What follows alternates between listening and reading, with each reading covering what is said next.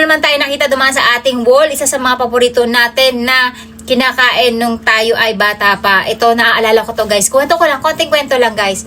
Nung sobrang kahirapan namin, even pambili ng mga candy guys, wala ako niyan. So, ang ginagawa namin nung kapatid ko, nanghihingi kami ng mga kaning baboy sa mga kapitbahay. And then, hinahatid namin sa may dulong-dulo kay Aling Nena kung saan ay nagpapalit kami ng, tawag dito, ng kaning baboy.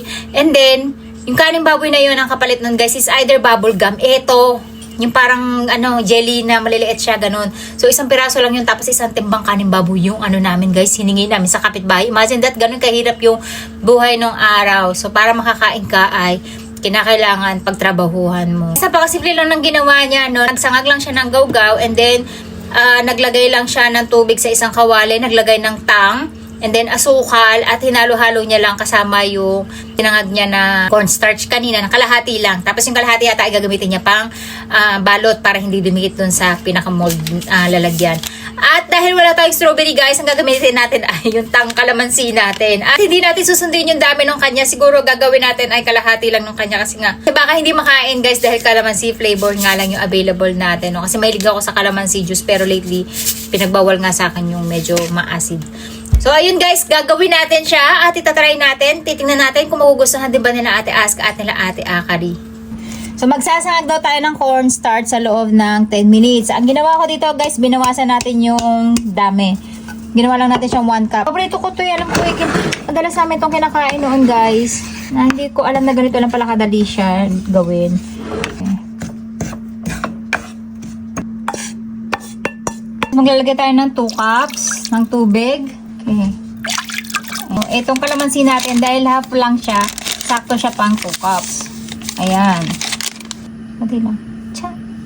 Green yung nilagay natin, guys. Naging tuloy, kulay ng sabon.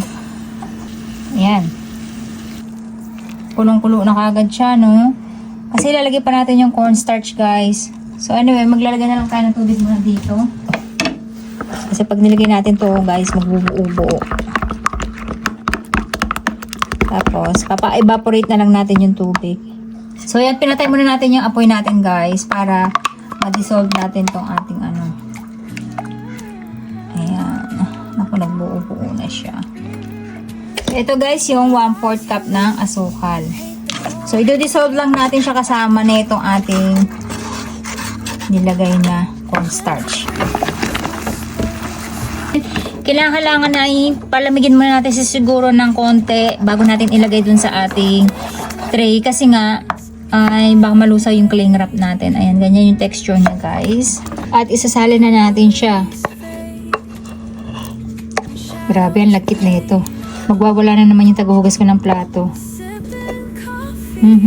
Tapos, budburan lang natin siya guys sa ibabaw na itong ating cornstarch. Diba? Para mahawakan natin. Ayan.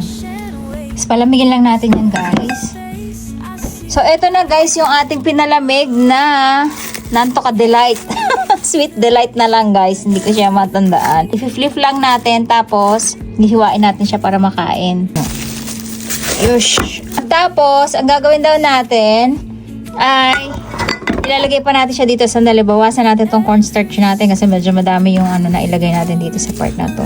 Hihiwain natin. Ichiyan. Tapos, ang gagawin daw ay, syempre, i-coat pa rin natin dito sa ating cornstarch. Tapos, kailangan daw i-coat maigi para yung buong gilid niya ay magkaroon ng cornstarch, no? Para hindi siya magdikit-dikit ba. Ayan na guys, yung ating Sweet Delight na hindi ko alam kung anong delight siya. Ayan na, titikman na natin nila Akari. At Chichay Dagki sa Castillo. Walang maliit, puro malalaki. Hinanap ko yung maliit guys. Ito na lang.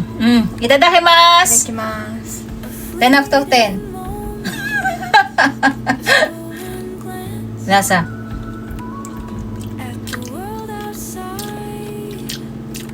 Masarap. Hindi ako masyadong sasarap sa lakano manse. Pero masarap. Ako rin hindi bet. Sarap kaya. Tama-tama lang yung tamis niya. At yung kunat niya guys, ang ganda. Ayan kung makikita nyo. Tapos yung cornstarch hindi natin masyadong nalalasahan. Ako bet ko siya, si Ate Akari hindi. O gutom lang ako. Yung tamis niya saktong-sakto lang din. Para siyang Naging gummy. Gummy ba? Gummy. Naging gummy yung lasa niya, pero dahil nga calamansi flavor siya, medyo maasim. グミ Gummy mita. グミ好きじゃない 10 out of 10. ワン Walang daw sa ate Aska. Ay, ata ka rin, hindi niya bet. So, ayan guys, sa akin siguro mga 5. Okay na rin siya siguro sa mga bata. Konting tapik lang. Ganun lang.